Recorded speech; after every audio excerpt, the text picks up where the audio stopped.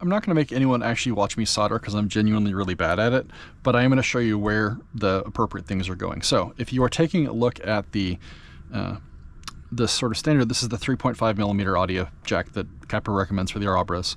If you look at it with the long pin on the far side away from you, you're going to take that pin, that back pin, the long pin, and you are going to bend it over to the left. So we have here a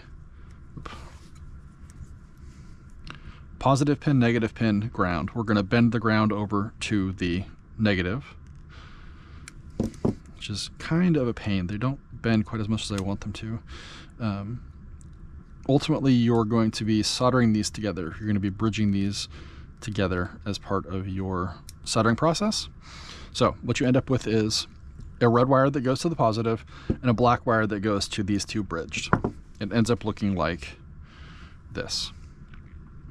And that will be how that works. Ignore this tip here. So the way that I do JST connectors, I find the JST connectors are really helpful in terms of being able to take the headphone apart.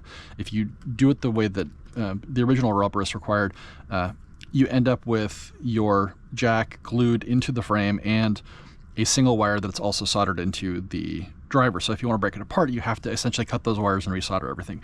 I'm really bad at soldering. I like the idea of being able to disassemble a headphone without having to resolder everything.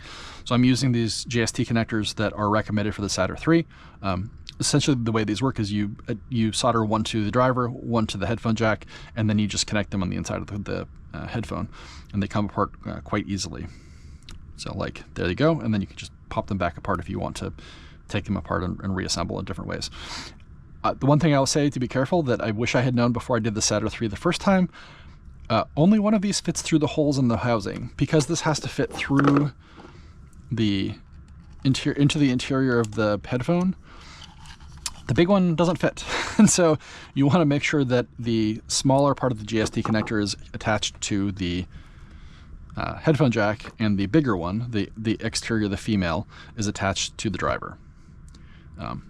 When it comes to the drivers, you can see this is a driver I pulled out of my original Ouroboros that didn't work very well, entirely due to my problem. The red cable will be connecting to this port. The black cable, the negative, will be connecting to this section on the driver that I have pulled from Recon 500. And I will come back and show you when it's done. I'm not going to make anyone watch me solder.